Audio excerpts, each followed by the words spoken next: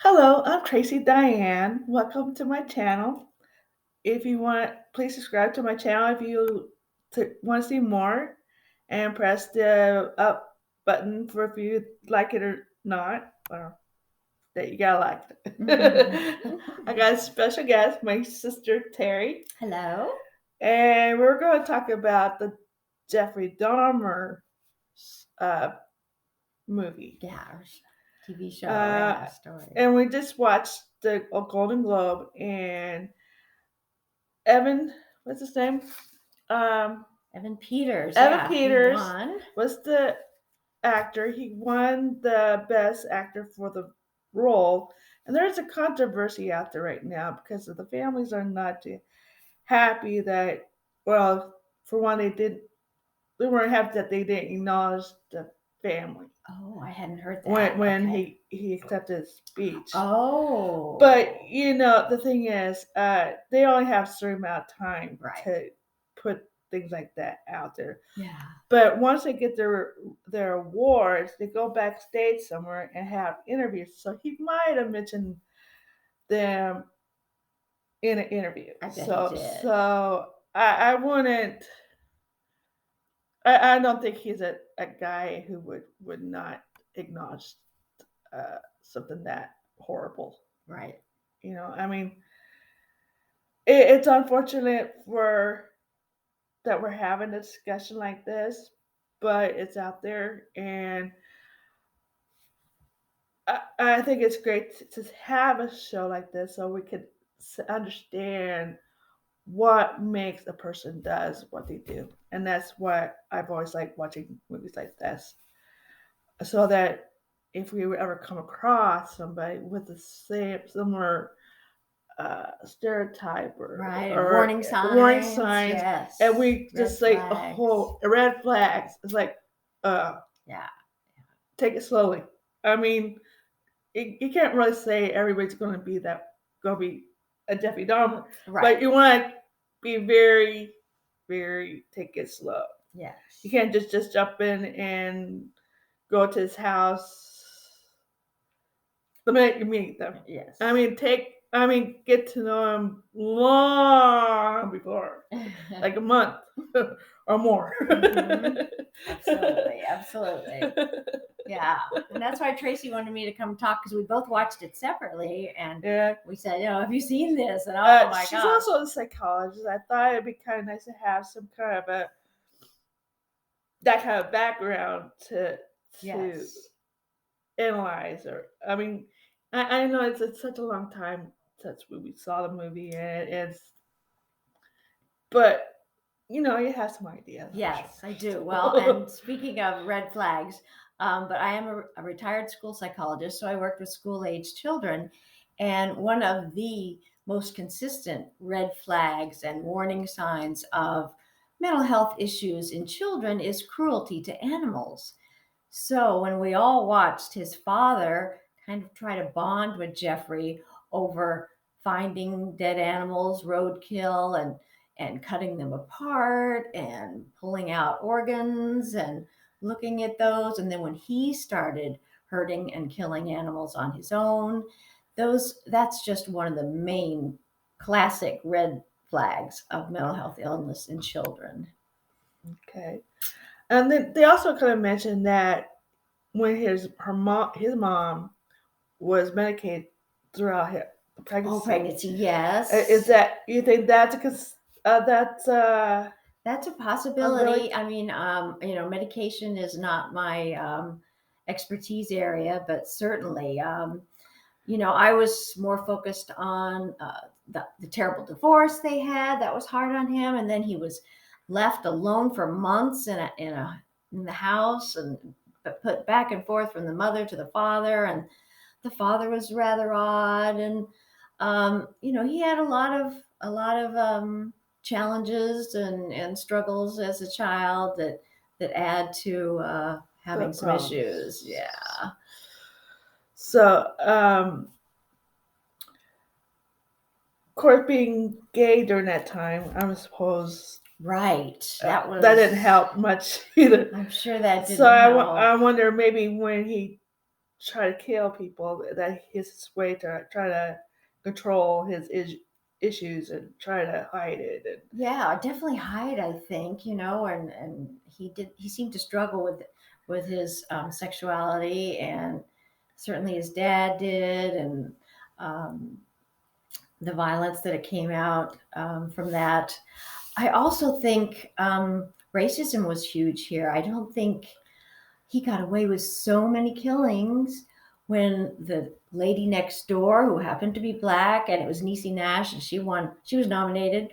Um, she kept calling the police and smell, and they just minimized her issues. And then yeah, he was even caught with that young boy. I yeah. mean, he and said he was drunk, and then hinted it was a gay issues, which So made that makes it even worse. yeah, that he got away with it for so long. Not so much they got away with it. It's just that they didn't seem to care because they just wanted to brush it up away Yes, kind of thing. yeah. He was a mild mannered white guy, and they believed him over anybody else, which allowed him to continue. And um, a lot of he was kind of at the vortex of a lot of different issues that allowed him to just continue to kill.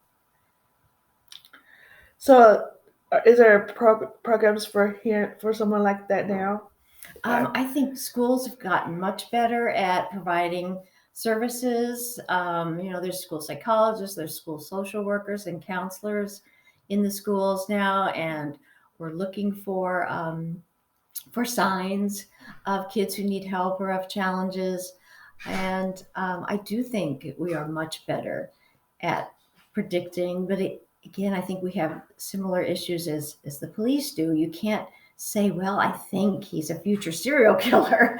You have to kind of wait and watch, and you can't do anything until they actually do something. That's another reason, with domestic violence and all those kinds of things. No one can really say they're going to do it until they do it.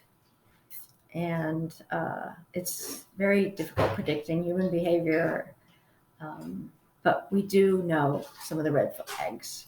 And he had them. He had a lot of red flags. Would be like medication for him, or sure. There's, again, that's not my expertise area, but yes, there's medication for an anxiety if that was an issue. But he didn't seem to have much remorse, and that's kind of a scary personality type. To have not have empathy for other people's pain or feelings.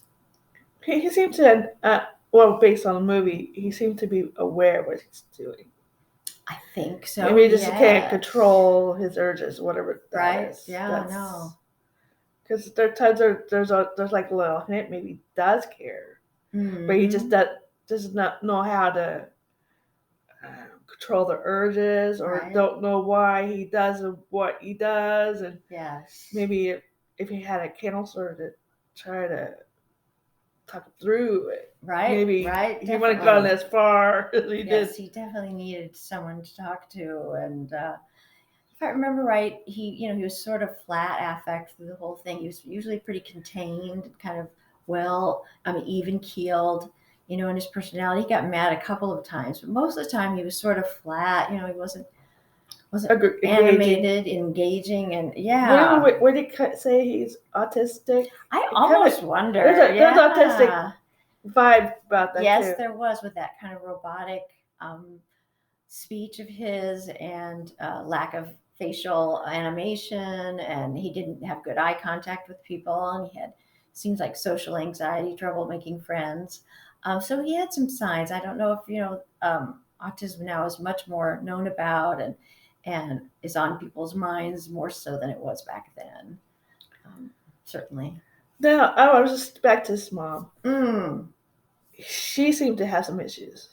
She did. I mean, I'm kind of forgetting what her did she go off and remarry?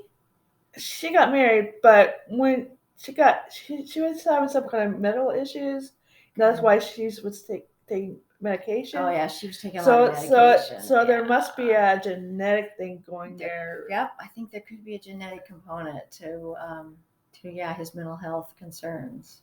I really believe in that. There's hereditary and environment, and they're not exclusive. Everybody wants to sort of blame everything on one or the other, but they work together and they're always fighting for priority.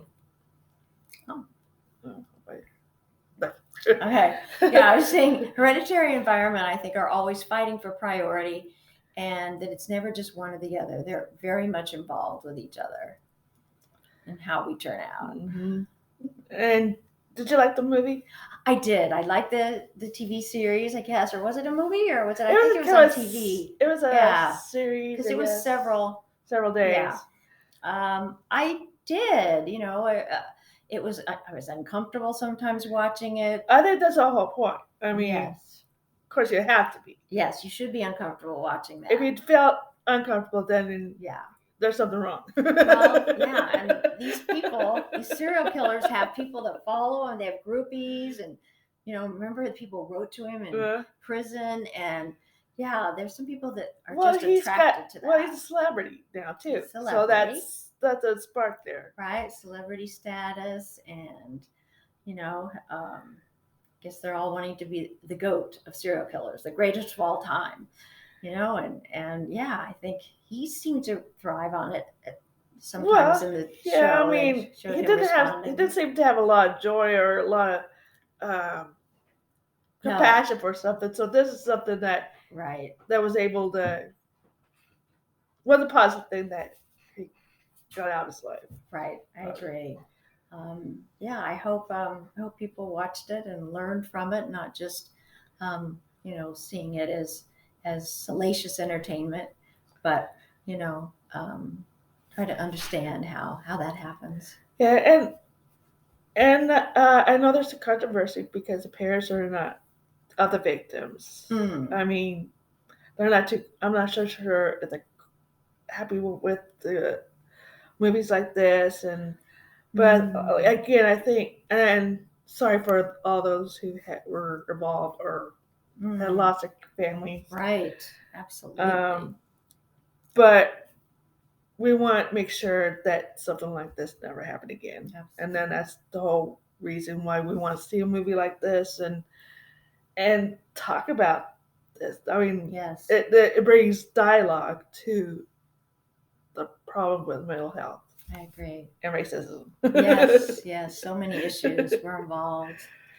Yes, well, thank you for asking me, Tracy, and I hope you all continue to observe her, Tracy Diane, on YouTube. She's got great ideas and interesting topics.